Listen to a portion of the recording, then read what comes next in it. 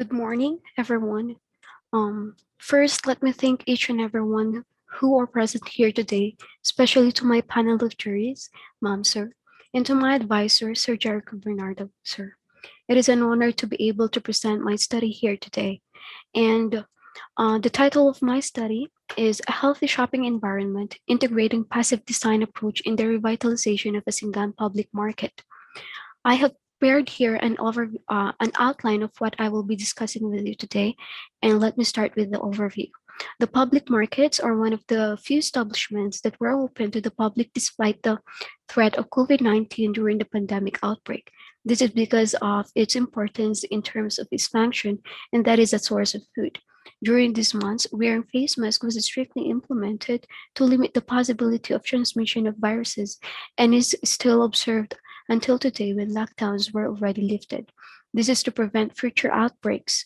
Moreover, studies shows that areas that have a low rate of compliance with face mask usage have a higher rate of infected individuals. The higher the rate of compliance, the lower the cases will be. On the contrary, the public markets here in the Philippines are one of the places where it is uncomfortable to wear a face mask, and one of the factors of which is the temperature. This study aims to support that aim, and it is focused on the compliance of or creating spaces to promote compliance of face mask usage among market goers of Asingan, Pangasinan. Let me give you a brief overview of the location of the project. That is the municipality of Asingan. It can be found in the province of Pangasinan of the northern part of the Philippines. The municipality has a total land area of 6,759 hectares and is composed of 21 barangays that has a population of 57,800. The boundaries of the municipality are the municipalities of Binalonan, San Manuel, Tayug, Vilisis, and Urdaneta City. The public market is located in the central business district of the municipality, and it is near the primary buildings within the municipality as well. Okay, moving on to the goals and objectives. The main objectives of this study is to create a design for the revitalization of public market in Asingan, Pangasinan. This aims to bring the community a public market that encourages face mask usage to create a healthy shopping environment that is safe from the transmission of viruses, further controlling the spread of pandemic or an outbreak of one. The specific objectives of this study is to create an architectural building design solution that addresses the thermal condition of the proposed Asingan public market, creating a well-ventilated shopping environment that is relative to the market goer's ability to properly wear a face mask. These specific objectives are the following: to identify the effects of thermal condition on the ability of market goers to properly wear face mask while in the Asingan public market. And to satisfy this objective, I used questionnaires to get the personal preferences because we are talking about the thermal condition or thermal preference of market goers, and that is subjective. Moving on to number 2, to analyze the effects of passive design elements on the thermal condition of a building. These elements include building orientation and building openings. For this, I conducted site inspection and analysis to support the related literature and case studies that I have researched. Moving on to objective number 3. Oh, let me go back, I'm sorry. To design the revitalization of a Asingan public market using passive design approaches and with consideration of the following: site planning and building design. For site planning, I consider the building orientation and vegetations only. For building design, I consider building openings and sunshades. So let's move on to the conceptual framework, this one here. So this shows the flow on how I achieved the aim of this study. So let's move on to the analysis. So the results showed here, or these are tables from the questionnaires conducted These data are achieved by using Likert scale, and the results show that the market goers are uncomfortable with the current temperature within the existing public market. That is for table 3, 3.1F, and for table 3.1G, um, this shows the level of comfortability while properly wearing a face mask while inside the Asingan public market. And it shows that it is uncomfortable when they are wearing one, and they prefer a cooler temperature within the Asingan public market. That is showed in table 3.1K. Moving on to table 3.1H, that is for the level of comfortability while properly wearing a face mask while in a cool place. That is very comfortable. So moving on to the next one, likelihood of properly wearing a face mask while inside a single public market. That is unlikely. So we can say that um, uh, a single public market is not a cool place. Um, Moving on to table 3.1J, like the likelihood of properly wearing a face mask while in a cool place. So these are the additional um, additional weaknesses of the existing public market. So let's move on to analysis of the site or the site studies. We can see here the map of the Asingan public. I'm sorry, the municipality of Asingan. The yellow one here is the site, and I highlighted here the green parts uh, that shows the green features of the municipality. You can see here that it is really flat, and the sandpath analysis. So given that the topography of the site is flat, there is no barrier. So the heat of the sun is directly um, toward the building that makes it hot. Let's go here. The prevailing winds comes from this direction, from the south um, southwest direction. So most probably the opening of the building will be here. And let's move on. So this is the actual site. So we have here the first shot, the front of the public market. This is the right side, number 2. Number 3 and number 4 are the rear.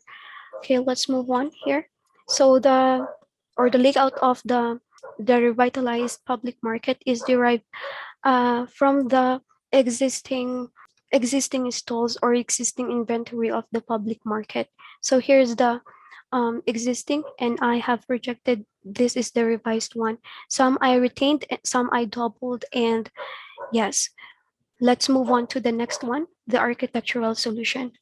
So for the architectural solution to support the objective number 3 for the site, I utilized the planters on the balconies to create more greeneries, and I planted some greeneries as well on the site, on the parking areas. So here it is.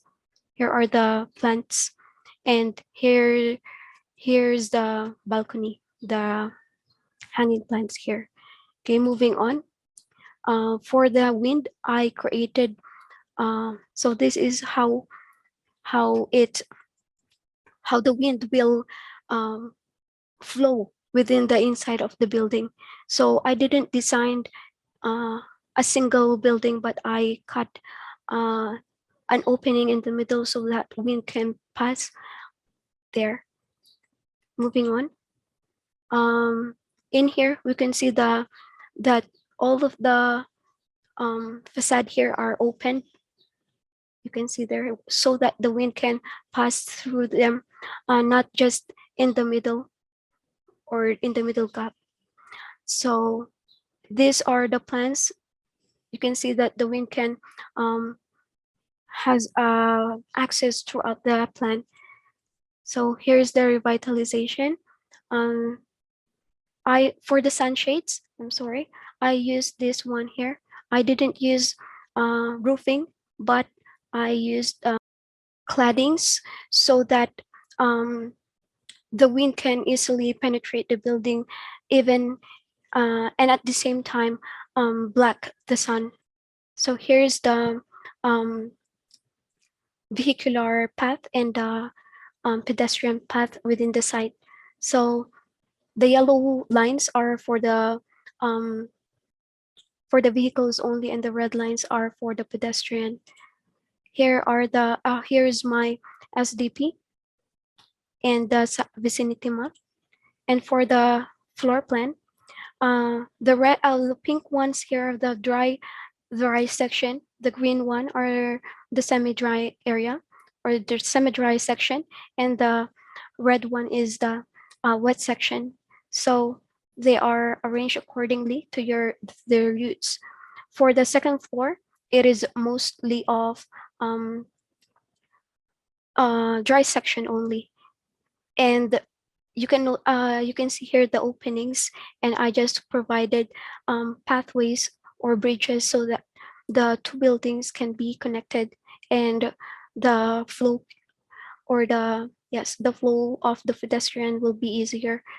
Moving on to the third floor, the small building here is still composed of dry goods, and the um, third floor parking. So this is designed like this, not only because of my uh, own preference, but I also consider the request or the vision of the municipality themselves. So they wanted to have a high-rise building, a three-story public market, so that more stalls, more services will be available in the public market, as well as I included some um, open areas like here, the balconies here, so that people can um, socialize, not just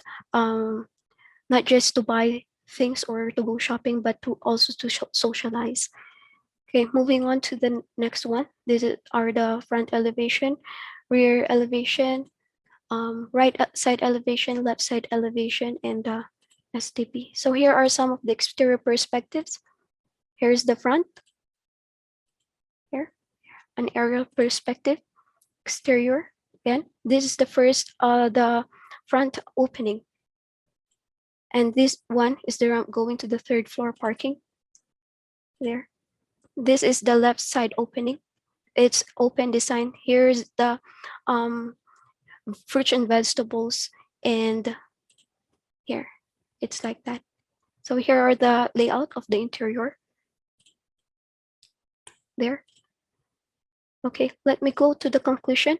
So designing a well-ventilated public building is as important as designing a house that is comfortable to live in throughout the stay. So cooling the building in a passive manner is an effective way of designing public spaces for it promotes social distancing. This study concludes that thermal comfort is a factor why people don't properly wear their face mask.